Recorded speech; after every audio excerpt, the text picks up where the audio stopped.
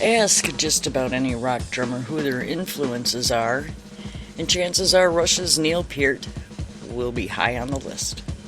With his technically demanding, precise, and deeply complex rhythmic style, few rock drummers scaled the heights that Peart did both on record and on stage as part of the renowned Canadian prog rock trio Rush. Unlike many of his peers, Peart wrote a lot of his parts and solos, making him as much a musical architect as a drummer. In addition to being one of music's greatest drummers, Peart was also Rush's primary lyricist and an author, whose topics included everything from demon and wizard imagery to political and social topics, the responsibilities of free individuals and culture and philosophy.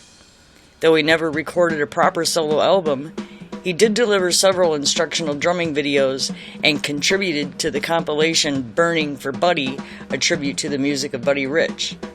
Peart retired after Rush's 40th anniversary tour in 2015, ending the band in effect.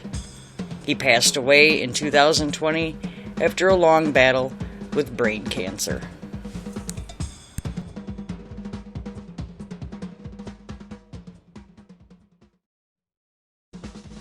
Born in Canada on September 12, 1952, Neil Peart began learning the drums at the age of 13, and by the late 60s, early 70s, he'd immersed himself in the challenging sounds of such rock drummers as The Who's Keith Moon, ELP's Carl Palmer, Yes's Bill Bruford, and legendary big band drummer Buddy Rich. After a brief stint living in England, where he discovered the writings of Ayn Rand, Peart returned to Canada in the early 70s and found out that the up-and-coming band Rush, who had just wrapped up touring behind their debut album, was looking for a new drummer.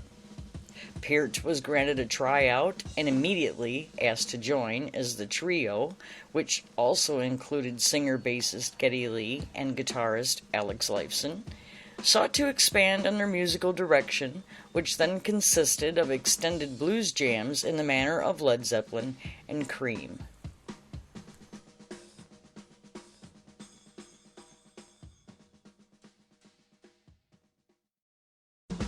Peart's entrance into the band signaled that Rush would focus on more challenging material, and the drummer also took over the reins as the group's lyricist.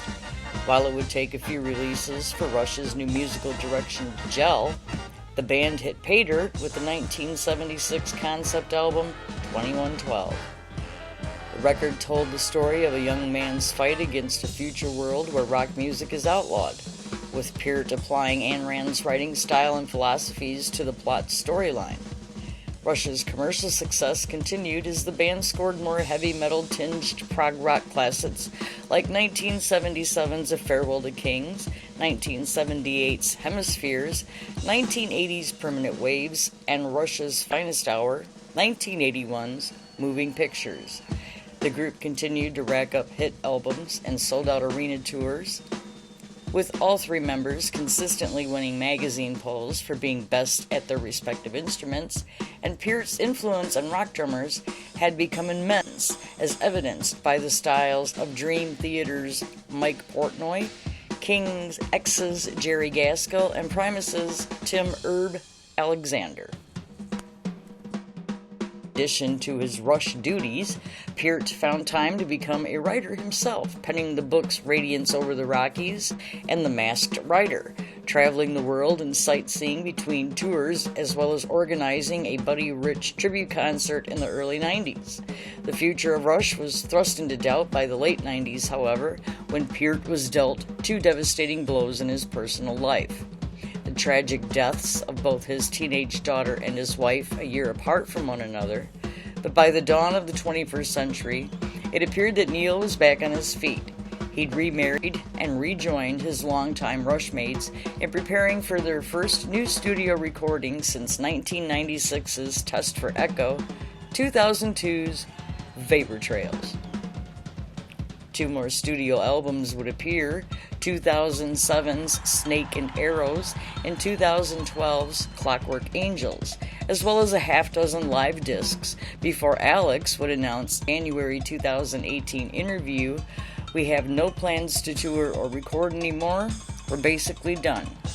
and after 41 years, they felt it was enough. If anyone doubted that Rush were a thing of the past, they didn't any longer when it was announced on January 7th, 2020 that Neil Peart had died after spending 3.5 years struggling with brain cancer. Thank you for watching.